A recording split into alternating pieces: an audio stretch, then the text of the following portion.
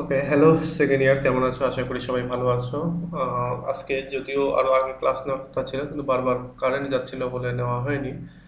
So আমি এই রাত 12টার পরে এখন ক্লাসটা রেকর্ড করছি এবং ইনশাল্লাহ রাতের মধ্যে তোমাদেরকে দিয়ে দেবো।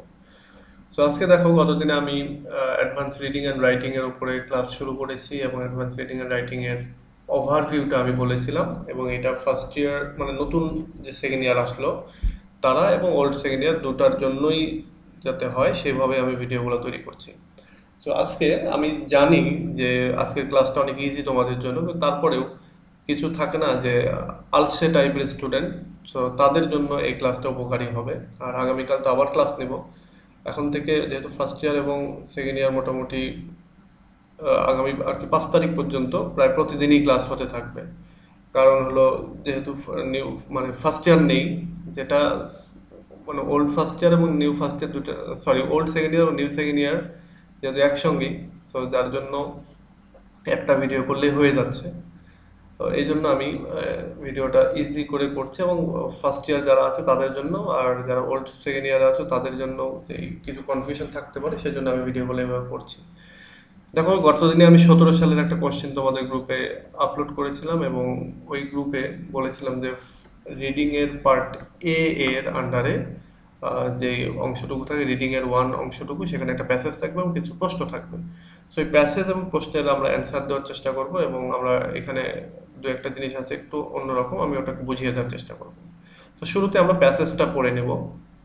এটা পরীক্ষার যখন তোমরা দিতে যাবে সেক্ষেত্রেও শুরুতে একটু প্যাসেজটা পড়ে নেবে। আর এক্ষেত্রে আরেকটা জিনিস ভালো হয়, যে সেটা হচ্ছে যে অনেক সময় আমরা প্যাসেজ পড়ে যাই কিন্তু কোশ্চেনগুলো আমরা শেষে চেক করি, এবং এর ফলে যেটা হয় যে আমরা প্যাসেজে কি পড়ে আসলাম আবার খুঁজতে হয়।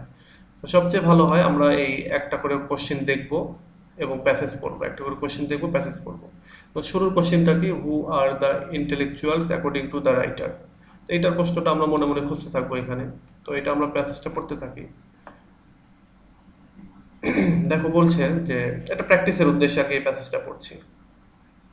An intellectual is one who is an enlightened person। বলছে একজন বুদ্ধিজীবী মানুষ হচ্ছে সেই ব্যক্তি, বা একজন বুদ্ধিওয়ালা বা বুদ্ধিসম্পন্ন মানুষ হচ্ছে সেই ব্যক্তি যিনি হচ্ছেন আলোকিত পার্সন, এনলাইটেড পার্সন।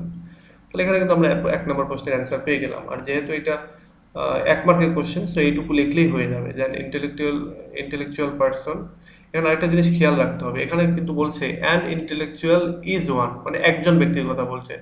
বাট প্রশ্ন কিন্তু বলছে হু আর দ্য ইন্টেলেকচুয়াল, কারা, অর্থাৎ এখানে একাধিক পার্সনের কথা বলছে। সো অনেকে আছে হুবহু তুলে দেয় এবং এখানে ভুল হয়ে যায়। সো এই ক্ষেত্রে আহ, অনেক সময় মানে ম্যাক্সিমাম সময় টিচার মার্কস দিয়ে দেয়। তো সেক্ষেত্রে অনেক সময় দেখা যাচ্ছে যে কোনো একটা কড়া টিচারের কাছে গেল, তিনি গ্রামার ফলো করেন, তো তখন একটু আটকে দিবে। তো এখানে যেটা হবে যে আমরা যেহেতু সেন্টেন্স এই প্রশ্নটাতে প্লুরাল হিসেবেই করা আছে, সেহেতু আমরা প্লুরাল হিসেবেই অ্যান্সারটা করব। বলবো যে দ্য ইন্টেলেকচুয়ালস আর, অথবা the intellectuals according to the writer are, এটুকু দিয়ে আমরা তখন পুরো চলে যাব যে আর who who are the enlightened person, who are the enlightened person. তাহলে the intellectuals according to the writer are the men who are enlightened person, এভাবে আমরা উল্লেখ করতে পারি, মানে প্লুরাল প্লুরাল হিসেবে আমরা এখানে অ্যান্সারটা করব। আচ্ছা, আমি প্যাসেজটা পড়াই যাই আমার সুবিধা হওয়ার জন্য আর কি। তাহলে এনলাইটেড পার্সন হচ্ছে যে হচ্ছে আমাদের ইন্টেলেকচুয়াল পার্সন, পার্সন হচ্ছে ওই ব্যক্তি যিনি এনলাইটেন্ড বা আলোকিত বা শিক্ষিত, সুশিক্ষিত এক কথায়। He has to give light to others one who in need of ইট। বলছে যে তিনি অন্যদেরকে আলো দিবেন যাদের আর কি এই আলো দরকার। In every society we find intellectuals such as philosophers, scientists, scholars, writers and critics। বলছে প্রত্যেকটা সোসাইটিতে, সমাজে আমরা এই ধরনের ইন্টেলেকচুয়ালস পাই, বুদ্ধিজীবী পাই, এবং তারা হচ্ছেন দার্শনিক, কেউ সায়েন্টিস্ট, কেউ স্কলার, কেউ রাইটার, কেউ ক্রিটিক, এরকম সমালোচক, এরকম অনেকেই বিভিন্ন রকমের আর কি বুদ্ধিজীবী আছে। They have a great responsibility towards society as enlightened men। সমাজে এনলাইটেন্ড মানুষ হিসেবে, আলোকিত মানুষ হিসেবে তাদের একটা বড় রকমের দায়িত্ব রয়েছে। In a society all cannot be intellectuals, একটা সমাজে সবাই বুদ্ধি সম্পন্ন মানুষ হতে পারে না, মেধা সম্পন্ন মানুষ হয় না। If A time comes when, আচ্ছা এখানে একটু ভুল করেছে আর কি, স্পেস হবে এখানে, when all are intellectuals it would be a blessed time indeed. বলছে যদি কোনো একটা সময় আসে যখন সব মানুষই হচ্ছে ইন্টেলেকচুয়ালস, বুদ্ধিসম্পন্ন, তখন it would be a blessed time indeed, বলছে এটা একটা সবচেয়ে ভালো সময় হয়ে যাবে। But at present at any rate all are not intellectuals, কিন্তু বর্তমানে যেভাবে হোক না কেন সবাই বুদ্ধিসম্পন্ন না। Those who are intellectuals have the great responsibility of guiding others on the right path, এবং যারা বুদ্ধিজীবী আছে এখন তাদের উচিত হচ্ছে বা তাদের দায়িত্ব হচ্ছে যারা মানে বুদ্ধিসম্পন্ন না বা ইন্টেলেকচুয়াল না তাদেরকে গাইড করা রাইট পথের উদ্দেশ্যে, রাইট পথে রাখার জন্য। If today we have our civilization and culture, আচ্ছা আমি কি ভুল করলাম, আচ্ছা এই যে if today we have our civilization and culture, if we have order and security in life, and if our life is better than that of our primitive ancestors. বলছে আমাদের এখনকার যে সিভিলাইজেশন এবং কালচার রয়েছে এবং আমরা যে সমাজে বসবাস করি সেই সমাজে যে অর্ডার এবং সিকিউরিটি রয়েছে আমাদের লাইফে, এইটা হচ্ছে আমাদের যে অ্যানসেস্টার, আমাদের যে পূর্বপুরুষ তাদের লাইফের চেয়ে better. It is because the intellectuals, এবং এটার কারণই হচ্ছে বুদ্ধিসম্পন্ন মানুষগুলো, from time to time they have been guiding humanity on the right path of felicity and amity. বলছে যে টাইম টু টাইমে যেই বুদ্ধিজীবী সম্পন্ন বুদ্ধিভিত্তিক সম্পন্ন যে মানুষগুলো এসেছে তারা হিউম্যানিটিকে গাইড করেছে এবং তারা মানুষকে সম্প্রীতি এবং ভ্রাতৃত্বের পথে রেখেছে। An intellectual should come out of his ivory power and try to elevate others to his level. বলছে একজন ইন্টেলেকচুয়াল তার সবসময়ের জন্য বেড়ে আসা উচিত তার যে শক্তি সেই শক্তি নিয়ে এবং অন্যদেরকেও তার লেভেলে পৌঁছানো তাদের উচিত। This is the theme of Tennyson's famous poem the palace of art, এবং এটা হচ্ছে টেনিসনের famous poem palace of art, এটার theme. An intellectual has the duty of seeing the truth and teaching it to others. বলছে একটা ইন্টেলেকচুয়ালের duty হচ্ছে সত্যকে খুঁজে বের করা এবং এটা অন্যকে শিক্ষা দেওয়া। An intellectual contemplates on the eternal laws of the universe to explore the truth. বলছে একজন ইন্টেলেকচুয়াল সে ইউনিভার্সাল যে ল রয়েছে, প্রকৃতির যে নিয়ম, শাশ্বত নিয়ম, সেগুলোকে নিয়ে ধ্যান করা, চিন্তা করা এবং সত্যকে বের করে আনা। The perception of the truth is almost the same as the perception of beauty. বলে সত্যকে বুঝতে পারা ঠিক একই রকম সৌন্দর্যকে বুঝতে পারার মতো। And the duty of an intellectual is to see the truth or beauty. এবং একজন ইন্টেলেকচুয়ালের যেই ডিউটি কাজ সেটা হচ্ছে সত্যকে বের করে আনা এবং সৌন্দর্যকে বের করে আনা। And to reveal to others, এবং অন্যদের সামনে সেটাকে প্রকাশ করা। তাহলে আমরা একবারে যদি প্যাসেজটা পড়ে নেই, প্যাসেজটা পড়ে একবার যদি না বুঝতে পারি দ্বিতীয়বার আবার পড়ার চেষ্টা করব, তাহলে এটা বুঝে ফেলবো। তো এখানে আমি যেটা বললাম যে who are the intellectuals according to the writer, so এখানে আমরা বলতে পারি যে according to the writer the intellectuals are the enlightened persons. এইটুকু দিলেই হয়ে যাবে প্রথম সেন্টেন্স। এবার what are the responsibilities of the intellectuals, ইন্টেলেকচুয়ালসদের রেসপন্সিবিলিটিটা কি? এখানে আমরা দ্বিতীয় লাইনে এটা পেয়ে যাচ্ছি যে the intellectuals have to give light to others who one in need of it, যাদের লাইট দরকার তাদেরকে লাইট দেওয়া বা তাদেরকে আলোকিত করা। তো এইখানে সবচেয়ে সুন্দর দেওয়া আছে, they have a great responsibility towards society and enlightened man. As enlightened man হিসেবে তাদের একটা রেসপন্সিবিলিটি রয়েছে সোসাইটিতে, এবং সেই সোসাইটির রেসপন্সিবিলিটিটাই হচ্ছে অন্যকে গাইড করা।